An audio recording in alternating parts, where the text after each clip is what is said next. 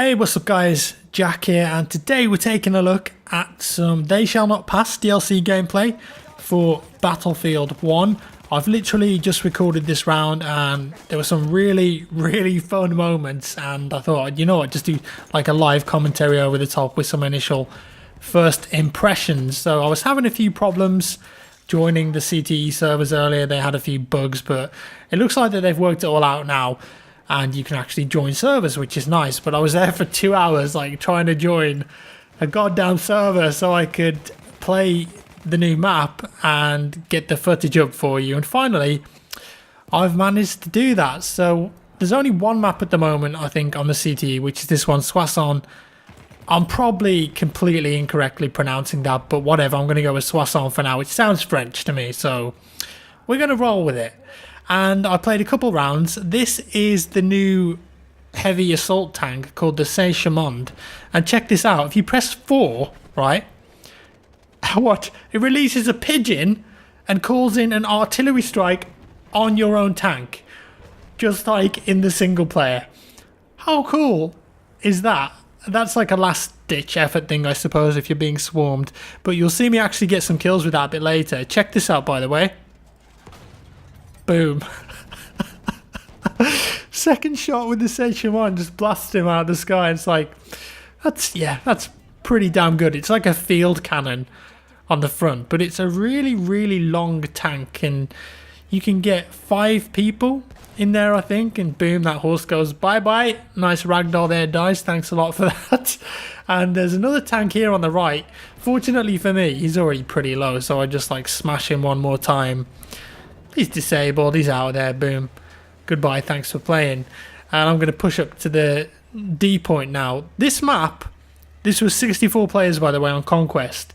It's actually quite a small map for 64 players, but my initial thought was, you know what, that's going to be pretty messy.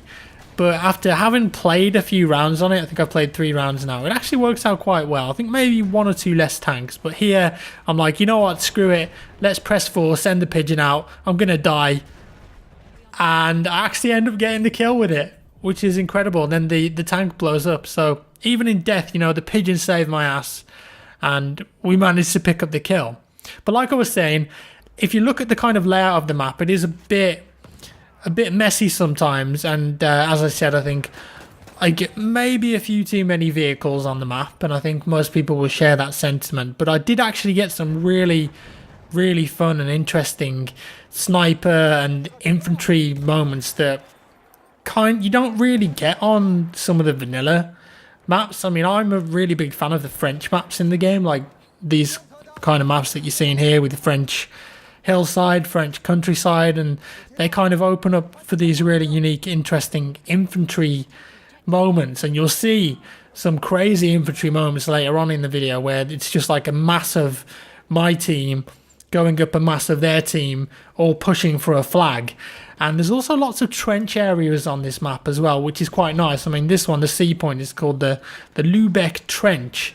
And this one sees some quite intense fighting, especially when you've got the bombers overhead just dropping bombs in there. And you'll also see me in a bomber later on just absolutely dominating that point on the, you know, the front gun that you get on the bomber. It's just insane. It's like an AC-130. But because of the level design and because there's like so many trenches and open areas, if you've got a good pilot flying you around, you can just go absolutely ham with that thing. And like I said, you'll see that. But here you see is one of those moments where it's like a body of like maybe 10 to 20 players pushing towards an objective. And this map also has some of these really cool sniping opportunities as well. Up on this hill here, you can see down to the B point, and you also get a really good overlook on the A point, although that's quite a hard shot. But that tank there actually was using the 4 ability where he sent the pigeon out. Unfortunately, it didn't work out. Look at this little treehouse thing here. Support player there. Didn't quite suppress me enough, so I was able to get that follow-up shot there. But this area up here, as a sniper, you just get this great overlook of that entire B point, and you can pick people off like crazy, man. I mean, this guy just happened to stand still at the right moment for me, and I got him. And then all of a sudden, you just got this massive village area which is opened up, and there's so many sniping opportunities there. And luckily for me, there weren't any enemies around me at this moment in time. And I think because people are still learning the map, they're not really looking at those spots where you might expect snipers to be. And there's a couple guys over in the field way away. That sniper spotted me, but fortunately I tagged him, get the second guy, and I'm like, you know, that felt pretty damn good, man, that long-range sniper shot. I don't know what they were doing behind those hay bales, but as you can see, great overlook here. And I think I get one more kill here as well. Do I pick it up? No, that's a miss. That was a bad shot. Yeah, it's that sniper I killed. He's come back for more, but I was ready for him. I was totally ready for him. But I'm going to relocate now because I'm like, right, that guy definitely knows where I am. Let's move. See if we can get this guy in the trench. Boom. Sniped his head off. He's gone. And I thought this one should have been a hit. Looked like a hit to me, but maybe I missed, whatever. And now I've made my way down onto the flag and try and PTFO for a bit, cap the objective. It's just getting constantly bombed. Just bomb, bomb, bomb. Nice little no-scope into the knife there. Very nice indeed. Turn around, and there's a cavalry guy. Not going to beat him. I've kind of accepted my fate. Slide around. Maybe I can get lucky. There is a medic nearby, though, so that's all good for me. This map is just intense sometimes, and I'm being suppressed by a support player up here, and I think I can outshoot him. I'm going for the headshot. I'm looking for it right now, waiting for him to peek. He doesn't want to show his head at the moment, and I don't want to give my position away. There he is. We missed the headshot. Thought that was a hit. He suppressed me. I'm not gonna get a hit there, so I just take a moment, relocate myself. We look for him. We scan. There he is. And we did actually get the headshot that time. Hello, turn around. He was not expecting me to get that kill, I think. I think he was feeling pretty confident about getting that. But again, fighting over this B point. And look at this. What are all those enemies doing there? And somehow, in that instance there, they all get wiped out. And I just finished the last guy off. I don't know what killed them all. Maybe it was like a bomber or something. But there was something that just absolutely dominated them. But you see what I mean about like getting groups of soldiers in fields. And look at this. What's this? Enemy behemoth en route. Oh snap. It's about to go down. Because if you've been following with all the teasers, you'll know that the behemoth in this DLC is a massive tank called the Char 2C. It was a French tank. It didn't actually see any combat in World War One, but I think there were like 10 of them made, and it was more like a propaganda thing from what I've learned online. But it's a massive tank, and it's in BF1, and at this point I'm like, you know what? I've got to go and see what that thing looks like. I just have to see exactly how big it is. And I've spawned on a horse because I'm thinking, horse versus giant tank. Odds aren't really in my favour, but maybe if I can pull it off, it would look cool on the video, right? But there it is. Just look at the size of that thing compared to the soldiers around it. And I'm just being me, you know, my normal derpy self, just riding up to it. Throw a couple grenades, 34 damage. Barely scratched it. And he looked at me there, so I was like, okay, I'm going. I am going. But that thing is massive, and it's very, very dangerous, trust me. There's a lot of seats in it. It's got so much firepower, and if you don't concentrate on it, you're pretty much screwed. You need to concentrate fire on it. And I saw this little water mill here, and I was thinking, I wonder if I get in that, is that going to kill me? No, it doesn't. I thought it might like push me under the water or something, or gimp me in one shot. But it doesn't, you know, you got to test these things. These are the kind of things that need to be tested on the community test environment. After all, that's exactly what it's for. And this is a friendly Saint-Chamond, and I'm thinking, I want to ride that.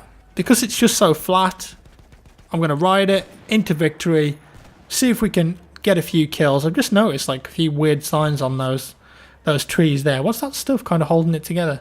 But here I am, and when you're on top of a vehicle, it actually moves your aim around, so I'm just fighting it, man. Fighting it, trying to get that kill. Picked up the kill, and then boom, hello, like 6 grenades from an attack plane, and I've got to take a bit of cover here. This B point is crazy. It's really intense, and I think it's going to be one of the hottest areas on the map for fighting over, because it's the second point away from the French spawn. And look at this as well. Should have been hit, I reckon, there. That second one, maybe it clipped or something. I was hip firing though, so perhaps we missed it. I missed the Kobe, guys. I don't often miss that 3-pointer, but I missed it then. think it's because it's those light anti-tank grenades and I'm not kind of used to the weight on how to throw them in the water here. Someone said in the chat as well that the water actually like builds up and floods when it rains, but I don't know if they were trolling because I didn't see that myself, but it's possible that that's the case. Back on the horse again. Bonus roadkill. Didn't even realise I got that when I was playing the game. And they've pushed quite close to our spawn here actually. So I'm going to jump off and see if we can take that point back. I do like the cavalry class though. I think it's very good when you're off the horse like that. And I think for CTE they've changed the blood effect there. Like it seems to be more red than it is in the main game. And what you're going to see here is what I mean. This is like the ultimate two armies meeting each other moment. I mean, just look at the amount of enemies there. We're pushing from the top of the hill. They're pushing up from the B point towards C. And you just get this epic moment, guys. Like, there's explosions going off. Bombers flying around. We're trying to finish these guys off with the pistols.